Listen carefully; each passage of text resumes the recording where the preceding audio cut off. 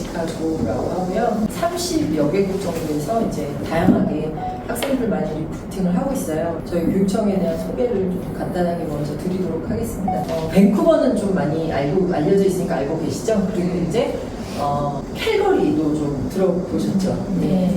그래서 서쪽에서는 이제 BC주의 밴쿠버, 그리고 알버타주의 이제 캘거리, 그쪽이 좀 가장 이제 대도시로 알려져 있는 곳인데, 번원의 위치를 말씀드리면 정확하게 밴쿠버하고 캘거리의 딱 중간 지점에 있다고 보시면 되세요. 근데 이제 이쪽 지역이 굉장히 좀 많이 사랑받고 또 관심받는 이유 중에 하나가 뭐냐면, 여기가 이제 오카나간 밸리라고 불리는 그런 이제 지역이에요. 근데 캐나다에서는 캐나다의 뭐 하와이다, 캐나다의 캘리포니아다, 뭐 이렇게 알려져 있는 그런 이제 굉장히 날씨가 좋고 아름다운 그런 휴양지고요. 그래서 이제 주변 산업들이 대체적으로 보면 뭐 골프 리조트, 스키 리조트, 와이너리 이제 이런 것들이 많이 있어요. 그래서 한국 분들이 가셔가지고 이사 가셔가지고 하실 만한 그런 산업은 많이 없기 때문에 한인 커뮤니티라든가 한국 분들은 많이 안 계시고요. 독일이나 뭐 네덜란드 이렇게 유럽에서 이민해서 정착하신 그런 분들이 3세대, 뭐 4세대 이런 분들이 주로 많이 주민들로 이루어진 곳이라고 말씀드릴 수가 있겠어요. 그래서 밴쿠버에서는 차로 대략 한 4시간에서 4시간 반 정도 떨어져 있고요. 여기 이제 공항이 있어서 국제공항이에요. 그래서 이제 저희 학생들은 주로 밴쿠버 공항에서 내려서 비행기를 타고 한 번 더 타고 45분 정도 걸리거든요. 이제 공항에 와서 이제 저희가 이제 학생들을 픽업해서 데려가는 그런 식으로 프로그램이 시작이 되고 있는데, 이 오카나와 밸리 쪽에 가게 되면은 이제 켈러나라고 하는 제일 큰 도시예요. 그리고 이제 요 위쪽이 저희 번원, 이제 위쪽에 있는 요 켈러나라고 번원 간의 거리는 대략 1시간 정도 돼요. 그리고 이제 요 아래가 이제 펜티컨이라고 하는 또 이제 도시인데, 요 펜티컨 아래로 쭉 내려가면 이 보이시는 이 점선이 이제 미국 국경이에요. 그래서 여기가 미국의 이제 스포켄이라는, 워싱턴주의 있는 스포켄이라는 지역인데, 여기도 역시 미국에서 와이너리 지역으로 굉장히 유명한 곳이죠. 그래서 이제 여기 쭉 내려가면 이제 미국이고, 그래서 여기서 왼쪽으로 쭉 가면 이제 시애틀이에요. 그래서 이 버넌에서 대충 이 국경까지 걸리는 시간도 대략 한 3시간 반 정도, 뭐 그렇게 걸린다, 3시간 반에서 4시간 이렇게 얘기를 하고 있고요.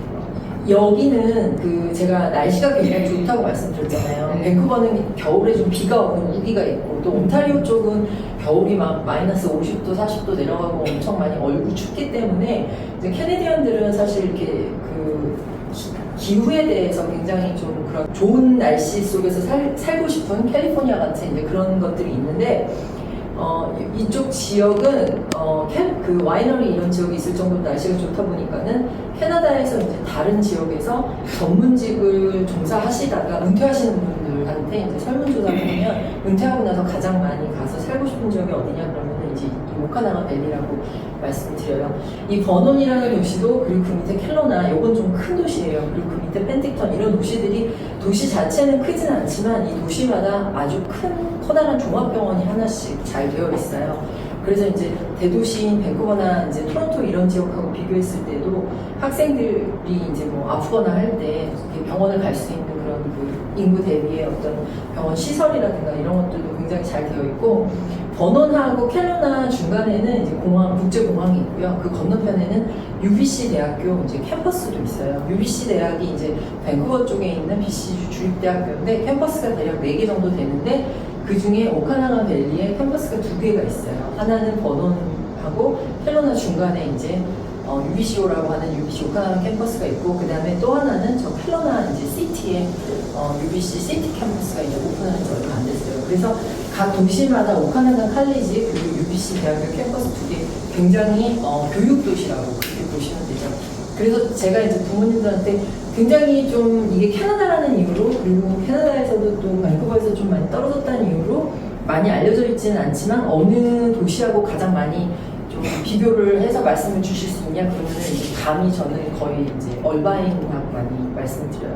물론 이제 얼바인의 어떤 입시 뭐 이런 경쟁 이런 거하고는 조금 비교는 되기는 하지만, 이 도시 자체에 살고 있는 사람들이 그 주민들 구성 자체가 굉장히 생활 수준도 높고, 그리고 교육 수준도 굉장히 높은, 그래서 실제적으로도 뭐 미국으로 대학을 보낸다든가 하는 그런 진학률도 상당히 높은 지역이라고 이렇게 말씀을 드릴 수가 있죠. 밴쿠버에서는 한 4시간 반 정도 떨어진 곳이다.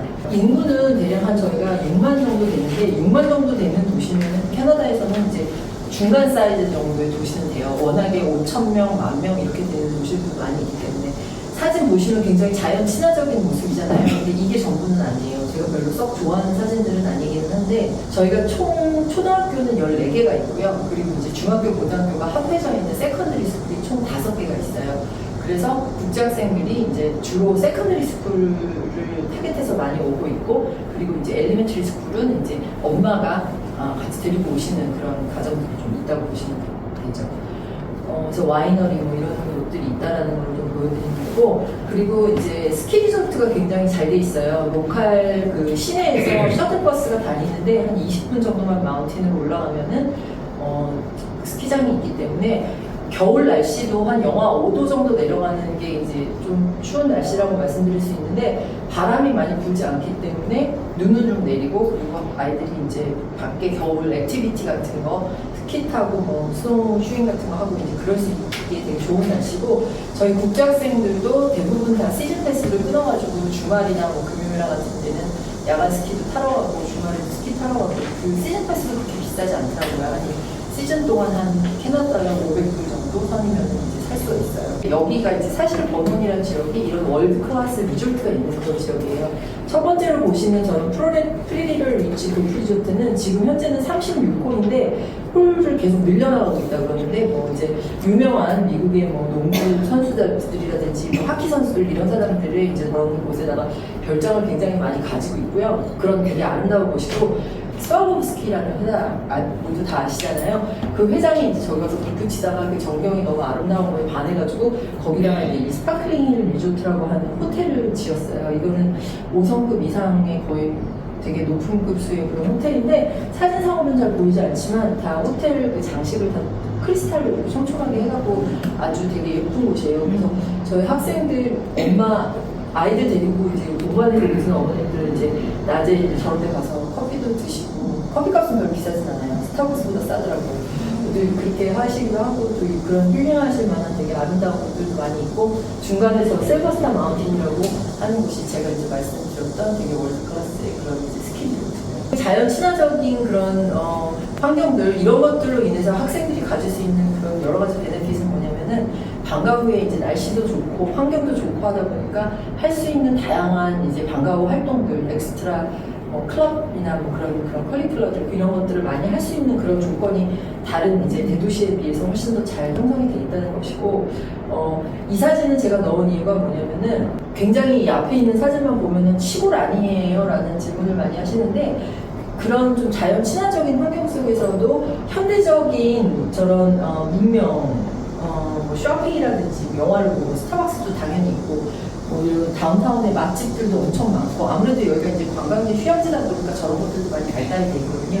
지역적인 내용은 이제 이 정도로 말씀을 드리자면, 이제 프로그램이나 이런 거에 대해서 굉장히 많이 궁금하실 거 아니에요. 근데 그 버논의 저희 프로그램이 이런 부분이 굉장히 강점이다라는 거를 말씀드리기에 앞서가지고, 제가 항상 어머님들한테 꼭 그 세미나나 이런 걸 할 때 말씀드리는 내용 중에 하나가, 미국하고 캐나다는 굉장히 교육적인 면에서 굉장히 많이 달라요. 그래서 아시겠지만 미국 같은 경우에는 뭐 워낙 자본주의의 거의 끝을 달리는 이제 그런 사회적인 형태로 가다 보니까, 좋은 학교를 보내시려면 당연히 이제 많은 돈을 들여서 좋은 사립학교를 보내셔야 되고, 좋은 프랩스쿨을 보내셔야 되고, 설사 공립을 보내시고자 한다 그래도 뭐 최소한 한국 어머님 그 생각에서는 뭐 얼마인 정도는 가야 되지 않느냐, 뭐 되게 좋은 동네를 찾아가야 되지 않느냐, 이제 이런 것들이 있는 반면에, 캐나다는 국민 전체의 한 94% 정도가 공교육을 다 받고 있어요. 이제 이게 뭐냐면,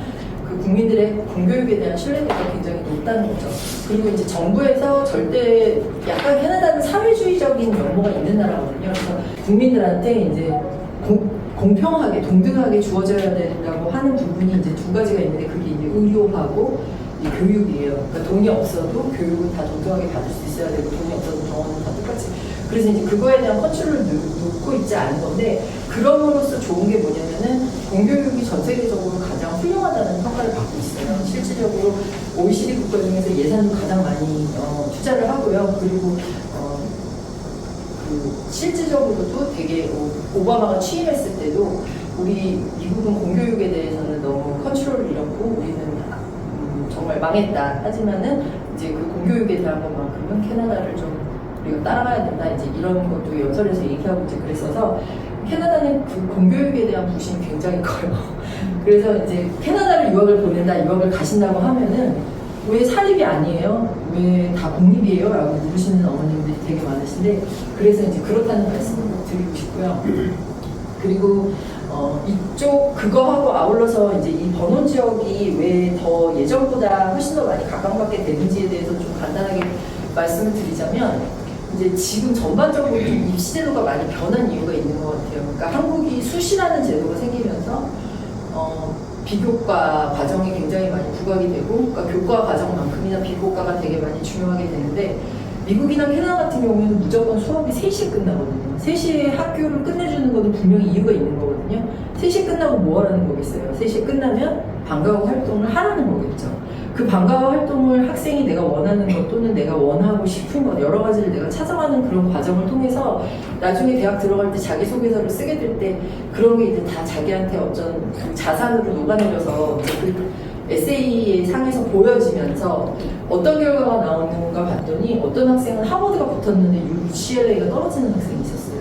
이게 뭐냐면은 앞으로 점점 세상이 이제 학생이 없지 학교가 없지 않는 세상이 돼가고 있는 거고 그리고 입시 자체가 입학사정관제로 이제 다 돌아가고 있는 그런 추세가 많이 있다 보니까 그래서 더 많이 더 중요시 되는 거가 학교에서 아카데믹 점수 GPA만큼이나 더 중요한 것이 방과 후에 학생들이 할 수 있는 여러 가지 그런 비교과 활동들 이런 부분에 있어서 저희가 법문이 굉장히 다른 지역에 비해서 그리고 다른 곳에 비해서 훨씬 환경도 좋고 그리고 커뮤니티의 협조도 좋고 학교도 좋고 그리고 캐네디안 학생들도 이런 지역은 대도시가 아니기 때문에 학교에서 이런 활동을 많이 활발하게 안 하면 심심하기는 인터내셔널 학생이나 마찬가지거든요. 그래서 이제 저희는 프로그램을 이제 방과 후에 3시에 끝나고 나서 학교에서 할 수 있는 다양한 클럽 활동이라든가 뭐 운동이라든가 여러 가지 오케스트라도 있고 음악도 있고 뭐 미술도 있고 이런 것들에 훨씬 많이 같이 비중을 넣어서 그렇게 이제 운영을 하는 방식이고 저희가 이제 하면서 국제학생 프로그램이 예전보다 더 훨씬 성공적으로 되고 있는 것 같다. 이제 그 말씀을 꼭 드리고 싶고요. 그래서 아까 말씀드렸던 저희 이제 학교 세컨더리 스쿨 중학교, 고등학교를 합쳐놓은 형태예요. 8학년에서 12학년까지 총 5개가 있고요. 이 사이에 이제 저희가 그 학생들을, 국제학생들을 나눠서 이제 배정을 하게끔 이렇게 되어 있죠.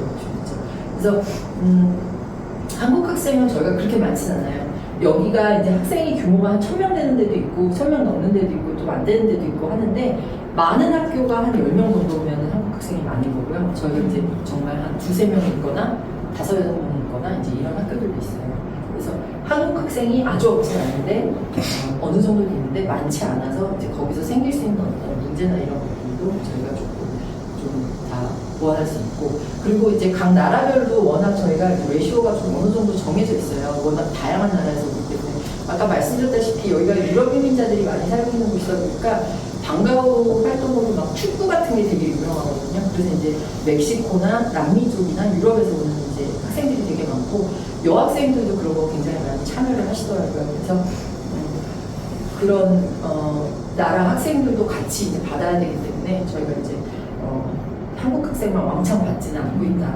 그거는 항상 제가 말씀드리고 있고 프로그램은 저희가 짧게도 받아요. 3개월부터 3개월, 4개월, 5개월 이제 이렇게 5개월이면 한 학기거든요. 그러니까 한 학기도 등록이 가능하시고 그다음에 1년 그다음에 장기적으로 가는 그레지에이션 하는 프로그램 여러 가지들이 있을 수 있는데 엄마가 만약에 자녀분을 데리고 온다고 하실 때는 한 달만 오셔도 상관은 없어요. 그 대신 숙소는 알아서 정하셔야 돼요. 저희가 숙소를 해드릴 수는 없기 때문에 그래서 어머님들 보니까 겨울방학 같은데 에어비앤비 구하셔가지고 한두 달 데리고 오시는 어머님도 있으셨고요. 그리고 숄터인데 혼자만 보내겠다. 저희는 6학년부터 혼자 보내실 수 있거든요.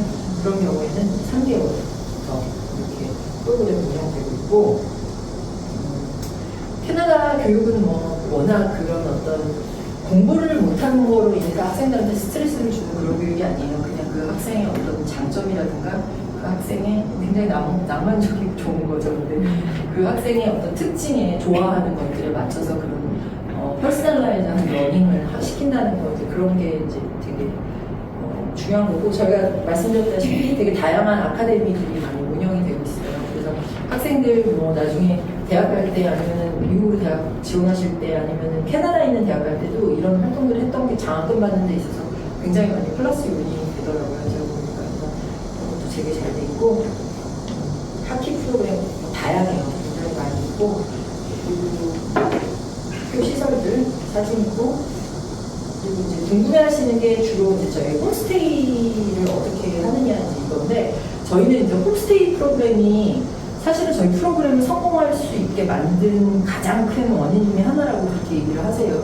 이유가 뭐냐면은 바로 저희 옆에 있는 캘로나라는 도시만 해도 굉장히 큰 도시예요. 큰 도시다 보니까는 거기는 이제 좀 BC주 자체에서 정책적으로 이 도시를 키워 나가기 때문에 젊은 영한 패밀리들이 많이 이제 무빙을 하시는 그런 도시거든요. 그러다 보면은 학교에 이제 자리도 많이 없고, 그리고 이제 그렇게 되면 하우징이 비용이 많이 올라가고 이제 굉장히 그러는 반면에, 저희는 여전히 리타이어 하신 분들이 많이 살고 있는 그런 동네예요. 리타이어 하셔서 옮겨서 사시는 분. 그러니까 그런 분들은 돈도 뭐 많으시고 여유도 있으시고 일도 안 하시고 이제 그러시겠죠. 근데 그런 분들이 저희가 이제 이런 국제학생 프로그램 커뮤니티를 위해서 봉사하기 위해서 홈스테이를 해주시는 분들이 상당히 많기 때문에 그게 이제 저희 홈스테이를 성공하게 만드는 되게 큰 요인이 되기도 하고요. 보통 홈스테이에 대해서 어머님들이 저한테 제일 많이 요청하시는 게 뭐냐면 같은 또래가 있는 집으로 해주세요라는 얘기를 되게 많이 하시는데, 현실적으로 말씀을 드리면 캐나다 집들이 보통 일반적인 가정들이 방이 4개나 5개거든요. 근데 아이들을 보통 2기나 3 낳으신단 말이에요. 하나 낳는 집 캐나다 거의 없어요. 왜냐면 그렇게 되면 우유값도 잘 안 나오기 때문에, 그렇게 되면은 뭐 강아지 한 마리 키우고 고양이 한 마리 키우고 엄마 아빠 살면 사실 홈스테이를 할 만한 방 여유분이 잘 안 생기는 거예요. 그래서 그게 현실적으로 너무 이제 부족하다 보니까, 대신 저희가 가지고 있는 장점이 굉장히 다양한 나라의 학생들이 온다는 거잖아요. 그래서 저희가 홈스테이를 배정하는 원칙이 같은 성별의 같은 나이 또는 같은 학년, 꼭 같지가 않으면 뭐 한 학년 정도 차이, 그러니까 같은 학교를 다니게 되겠죠. 그리고 이제 다른 나라 국적으로 한 집에다가 이제 방은 각각 쓰는 거죠. 배정을 하게끔 되어 있어요. 그러면은 학생이 도착해가지고 내가 이제 왔을 때 다른 내 이제 그 하우스메이트는 독일에서 온 여학생이 될 수 있고, 스페인에서 온 여학생이 될 수도 있고, 아니면 일본, 되게 다양하겠죠. 그렇게 해서 이제 둘이 같이 짝꿍이 돼가지고 학교를 같이 다니면서 이제 그 다음에 차츰차츰 캐네디안 친구도 사귈 수 있도록 이제 그런 식으로 저희가 프로그램을 운영하고 있기 때문에, 이 부분에 대한 거를 되게 좀 철저히 지키고 있기 때문에 또 홈스테이에 대해서는 굉장히 반응이 상당히 좋은 편이고요. 그리고 학생이 국제학생이 도착을 하면은 저희가 딱 선생님 두 분을 이제 매칭을 해드려요. 한 분은 홈스테이에 관한 어떤 문제점을 상의할 수 있는 선생님, 그리고 한 분은 ELM 티처라고 해서 학교에서 이제 인터내셔널 학생들하고 상담할 수 있는 선생님. 그러니까 내가 학업적인 면에서는 이 선생님한테 가서 하면 되고, 홈스테이에 대해서는 이 선생님한테 가서 하면 되라는 거를 이제 딱 인지를 해주는 거죠. 근데 한국 학생들은 뭐냐면 처음에 오자마자 영어를 잘하는 학생들이 그렇게 많지 않아요. 요새는 조금 있는데, 그러면 이제 저한테 카톡을 보내죠. 그럼 저는 이제 상주를 늘 하진 않아요. 출장이 되게 많기 때문에. 그렇지만 카톡으로 연락을 하면은 제가 이제 도움을 잘 주기 때문에, 그러면은 중간에서 이제 커뮤니케이션 해주기도 하는데, 그것도 길게 안 필요하더라고요. 3개월에서 6개월이면 그다음부터는 자기네들이 알아서 친구들끼리 처리를 하던, 지네들끼리 처리를 하던, 그렇게 이제 잘 지내고 있어서 저희가 이제 홈스테이도 이렇게 운영을 하고 있다는 걸 말씀드리고요. 그래서 홈스테이에 대한 걸 되게 늘 항상 저희는 강조를 하세요. 항상 그 서포팅 하기 위해서 24시간 그 서포트 전화 라인도 있고, 자기가 이제 담당하셔서 의논할 수 있는 선생님도 있고, 이제 그런 것도. 당연히 홈스테이 가정을 저희가 이제 그 픽할 때는 범죄 사실 증명서 같은 것도 전부 다 떼어서 받게끔 되어 있고, 그리고 여러 가지 이제 인터뷰를 통해가지고 엄격하게 알선을 하도록 되어 있죠. 아까 처음에 말씀드렸다시피 이제 날씨가 너무 좋다는 거, 날씨가 너무 좋다는 거는 방과 후에 할 수 있는 너무 다양한 액티비티들이 많이 있다라는 거.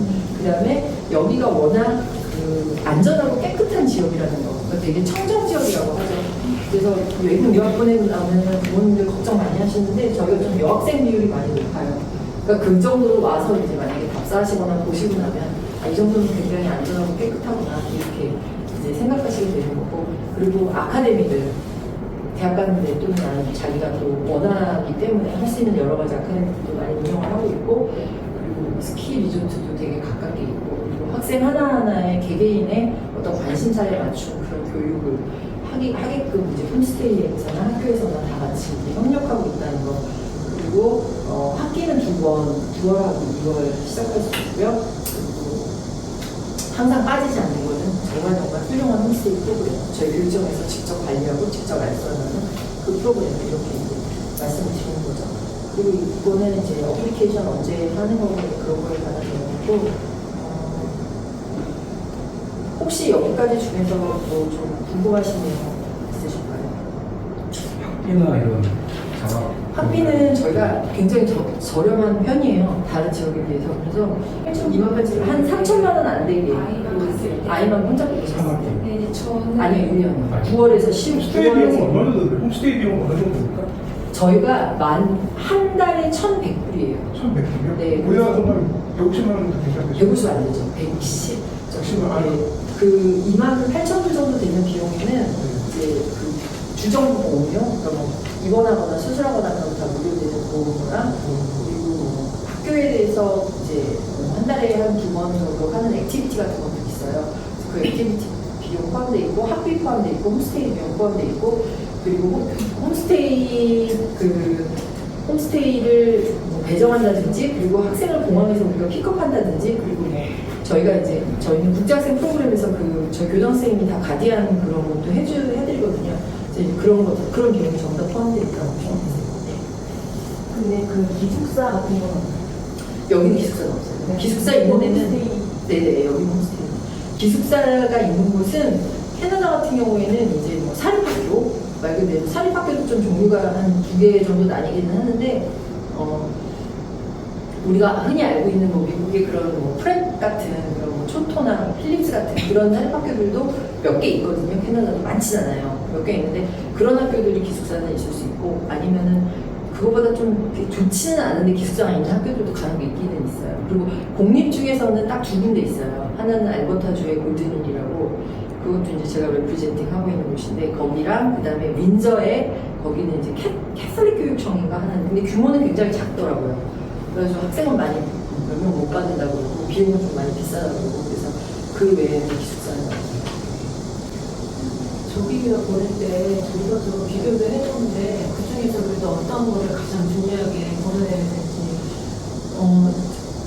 저는 그냥 예전에는 그냥 막 무조건 여기가 굉장히 영어 몰입 환경이거든요. 네. 그러니까 저는 항상 얘기했던 게 뭐냐면은 뭐 아이들 성향에 따라서 대도시를 가기를 원하는 친구들도 많이 있잖아요. 특히 이제 한국은 워낙 어딜 가나 굉장히 화려하고 멋있고 PC방도 있고 갈 데도 너무 많고 이러하니까. 근데 사실 그런 친구들이 이런 데 와서 잘 적응하는 경우도 있지만 와가지고 너무 답답하다고 느끼는 경우도 있을 거 아니에요. 그런데 항상 제가 그럼에도 불구하고 말씀드리는 건 뭐냐면, 그렇다고 해서 바로 대도시로 보내시게 되면은 영어를 배울 수 있는 그 너무 좋은 기회를 영영 잃어버릴 수도 있으니까, 그냥 처음에는 눈 딱 감고 좀 고생이 된다고 하더라도 좀 그런 지역을 보내면, 왜냐면 아이들은 환경에 또 나름대로 그렇게 해서 적응하는 과정이기 때문에 또 거기서 살아남기 위해서 또 배우고 하잖아요. 이제 그리고 나서 그럼에도 불구하고 끝까지 이제 잘 적응해서 가는 친구들도 있는 반면에, 그럼 나 이제 영어 잘하니까 옮겨달라고 하는 그런 친구들도 있어요. 이제 그때는 옮겨주라. 그래서 고려하실 거는 처음에는 잘 없으신 것 같아요. 아이들의 성향을 고려하셔야 되는 건 맞거든요. 근데 너무 고려해 주시면은 대도시 가서 PC방 다니고 안 되잖아요. 네. 그래서 저는 항상 여기 와서 최소한 1년 정도 공부하고, 그 다음에 이제 그러면은 본인들도 좀 그 생각이 생겨요. 내가 뭘 하고 싶다든가, 뭐 어떻게 하겠다라든가, 뭐 덜어는 한국으로 가겠다든가, 뭐 굉장히 다양하게 생기거든요. 그거에 맞춰가지고 계획하셔야 되는데, 일단 처음 보내실 때는 좀 이런 곳을 찾아서 보내시는 게 맞겠다. 영어 부족한 학생들을 위해서 뭐 지원 프로그램이 또 있나요? 예, 저희는 여기 캐나다는 워낙 이민자 나라잖아요. 그렇기 때문에 ESL이라고 하는 과정이 커리큘럼 안에 다 들어가 있어요. 그래가지고 이제 학생이 도착하게 되면 저희가 이제 레벨 테스트를 보게 되고요. 그 레벨에 맞춰가지고 프로그레스가 빠른 애들은 점점 높은 거를 배우면서 빨리 이제 하는데 중요한 건 뭐냐면은 여기는 다 같이 수업을 같이 다 병행하는 형태로 있어요. 그러니까 뭐 호주 뭐 이런 나라들을 보면은 ESL만 한 1년 정도 한 다음에 영어를 잘해야지 이제 막 아카데미로 넘어가고 이렇게 해가지고 사실 그거가 별로 교육학적으로도 이게 더 효과가 좋다고 얘기를 하거든요. 그러니까 만약 저희가 한 학기에 4과목을 들어야 되는데 ESL을 영어를 아주 진짜 너무 못한다 그러면 2과목, 조금 못하면 1과목, 그럼 대부분 1과목이에요. 그리고 나머지 3과목은 영어가 많이 필요하지 않은 고과 과목을 캐네디안 친구들하고 같이 들어요. 그러면 훨씬 더 이제 이게 프로그레스가 빨라지거든요. 뭐 수학이라든지 나머지는 이제 선택할 수 있는 과목 중에 좀 쉬운 것들 많이 있잖아요. 그런 거 듣고 뭐 미술도 있고 음악도 있고 다양하게 듣고 그리고 만약에 조금 그거보다 자신 있다 그러면은 뭐 사이언스, 과학 같은 거 그런 건 좀 암기하고 공부하고 이제 이런 부분이 있으니까. 그래서 영어나 소셜 스터디 같은 거 공부하려면 좀 영어가 잘 돼야 돼서 그거는 ESL을 좀 마친 다음에 하는 식으로 가는 거라서 그래서 일반적으로 저희는 학생들이 ESL 과정을 한 학기에서 1년 정도는 다 이제 마치는 건데 그동안 나머지 한 3과목 정도는 다 이제 본과 아카데믹 수업을 그냥 캐네디언들하고 같이 병행해서 보는 거죠. 그래서 서포트는 되게 잘 돼 있어요. 대학 진학을 위해서 아이들한테 상담 같은 거나 지원 같은 거 어떻게 저희도 이제 학교마다 그 아카데믹 어드바이저라고 해서 그 대학교 캐네디안 아이들도 대학을 많이 가거든요. 그래서 그런 거 다 지원해 주시고 이제 그러는 부분인데 이거는 이제 그냥 되게 제가 현실적인 얘기를 말씀드리면 저도 이제 거기서 아이를 키워보면서 저도 한국에서 교육을 받고 컸거든요. 그러니까 이제 굉장히 저도 막 고민이 막 되더라고요. 그러니까 막 한국은 너무 학원도 많고 방과후에 다 학원 보내야 되고 여기 학원 원장님 계신데 이런 말은 좀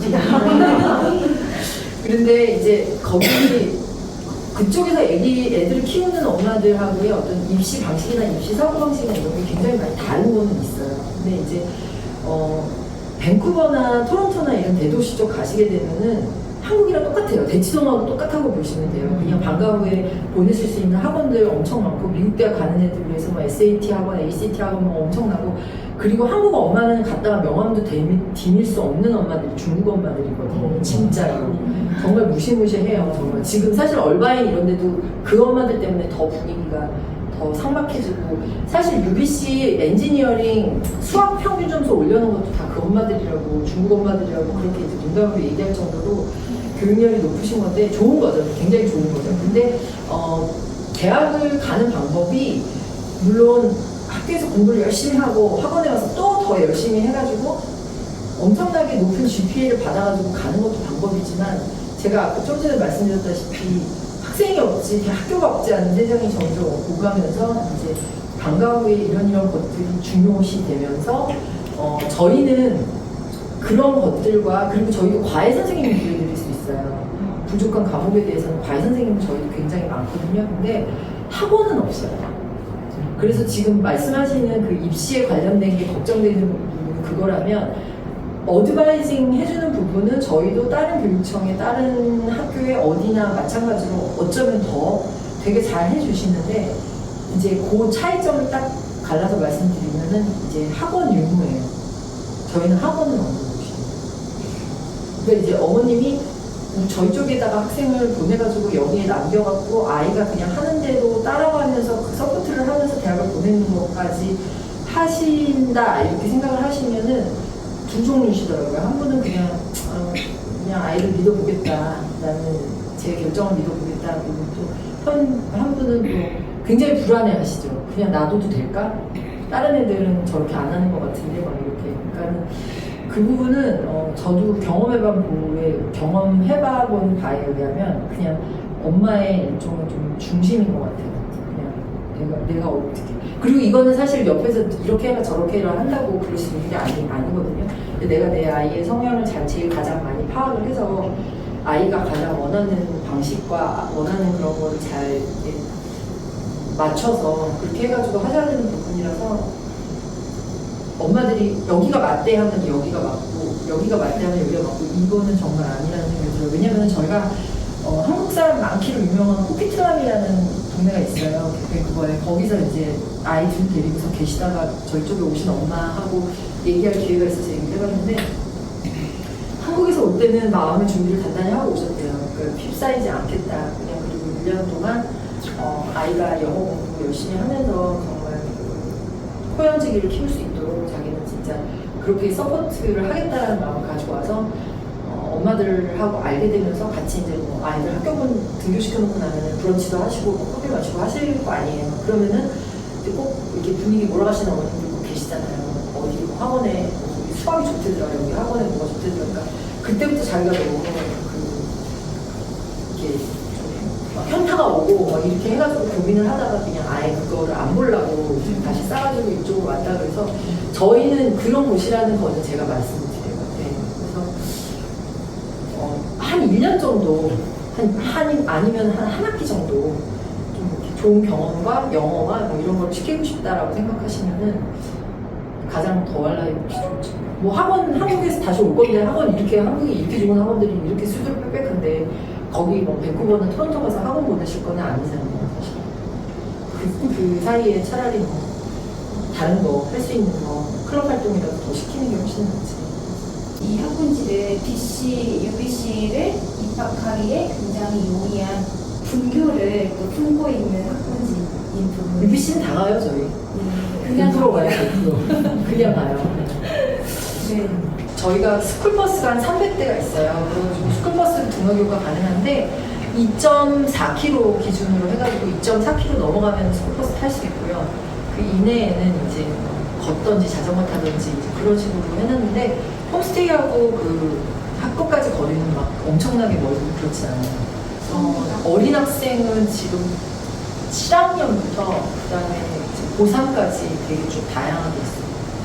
예, 그래서 이제 고학년 친구들은 이제 입시 준비하는 거에 있어서 좀 도움을 많이 받기 위해서 이제 하시는 거고, 그리고 아무래도 7학년, 뭐 8학년 이렇게 나이가 좀 어린 학생들 같은 경우에는 엄마가 좀 불안하시잖아요. 누군가가 좀 케어를 해주는 게 아무래도 마음이 편하시니까 그래서 이제 그렇게 마치겠습니다.